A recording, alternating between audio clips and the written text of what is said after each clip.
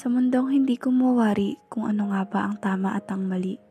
Mga panahong hindi ko natulungan ang inaakala kong ayos ng palagi. Ang bungis-ngis sa kanyang mukha na nagbibigay ng pag-asa at para bang nagsasabing, ayos lang ako. Mga salita niyang lipos ng aral na nagbigay ng daan upang ako'y makapagpatuloy pa.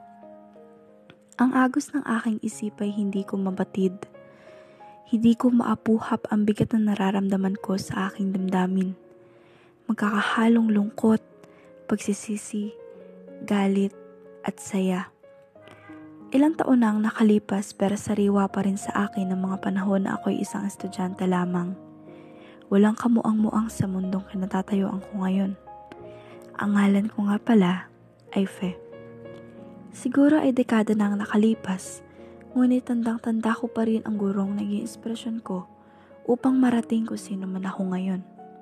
Hindi ko akalain na sobra akong natulungan ng kanyang mga salita na tumatak sa aking isipan at puso. Nagsimula ang lahat sa aking guro. Kilala namin siya bilang ginang mabuti. Nagkaroon ako ng suliranin noon. Hindi ko na mabatid kung ano ang sanhi dahil sa sobrang pagkatagal na. Hindi ko alam kung ano ba ang dapat kong gawin sa mga oras na iyon. Kaya naman napagpasyahan kong pumunta sa silid-aklatan. Doon ay tahimik at walang maririnig kundi ang hampas ng lakas ng hangin. Ako ay umupo sa pinakasulok ng silid. Hindi ko mapigilan ang luha na tumulo sa aking mga pisngi. Sa kalagitnaan ng aking pag-iyak ay biglang may nagsalita. Paumanhin, hindi ko alam na may tao rin pala dito. Ano ang problema? Mabuti kung ako'y makakatulong. Hindi nagproseso ang kanyang mga sinabi sa akin. Lumipas ang ilang segundo, doon ko pa lamang napagtanto na sige nang mabuti pala ang aking kausap. Sa sobrang bigat ng loob ko ay hindi ko na namalayan kung nakwento ko na pala kay Ginang Mabuti ang sanhi kung bakit ako nagkasuliranin. Nakinig lamang si Ginang Mabuti sa aking kwento ay nakala kong tatawanan niya ay niyakan niya pa. Pagpasensyahan mo na ako, Fe. Hindi ko mapigilang maiyak. Napapunta ako rito upang umiyak din. Mabuti at ika'y tumahana.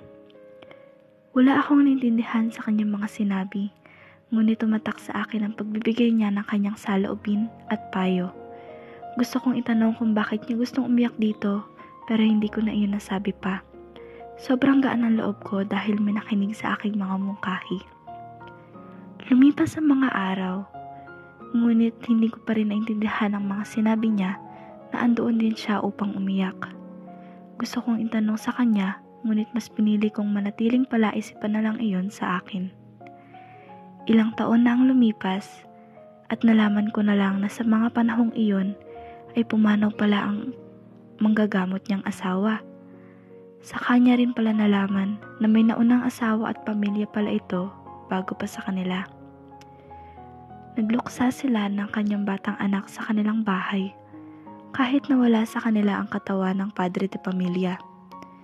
Simula noon ay mag-isa nang itinaguyod na Ginang Mabuti ang kanilang pamilya.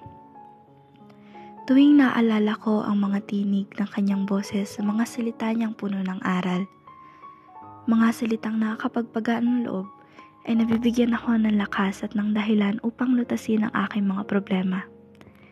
Sana ay makita ko siya muli upang makapagpasalamat at makahingi ng tawad.